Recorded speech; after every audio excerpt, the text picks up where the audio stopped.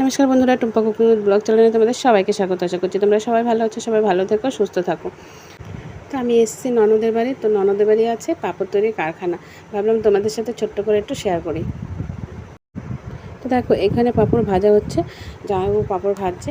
দিদি আর জামাইবাবু দুজনে মিলে পাঁপড় ভাজার কাজটা করে, আর বাকি কাজগুলো সব অন্যান্য লোকজন রাখা আছে, তারাই করে। তো দেখতে থাকো।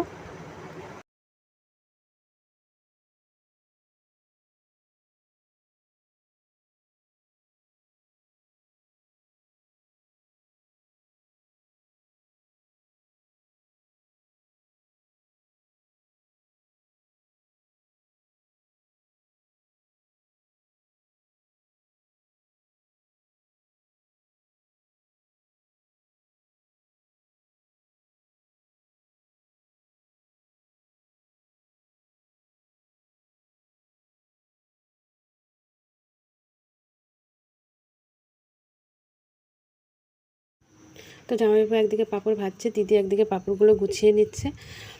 তো আজকের মতো পাঁপড় ভাজা কমপ্লিট। তো কালকে আবার ভাজবে। দেখো কত পাঁপড় ভাজা হয়ে গেছে। এইগুলো আবার প্যাকেটিং করা হবে। পাঁপড়ের সাথে সাথে আরও অনেক কিছুই তৈরি করে, যেমন আচার ও বাচ্চাদের খাবার। এইগুলো অন্যদিন তোমাদের সাথে শেয়ার করব। এদিকে দেখো সবাই মিলে পাঁপড় প্যাকেট করতে বসে পড়েছে। ভিডিওটা তোমাদের কেমন লাগলো অবশ্যই জানিও।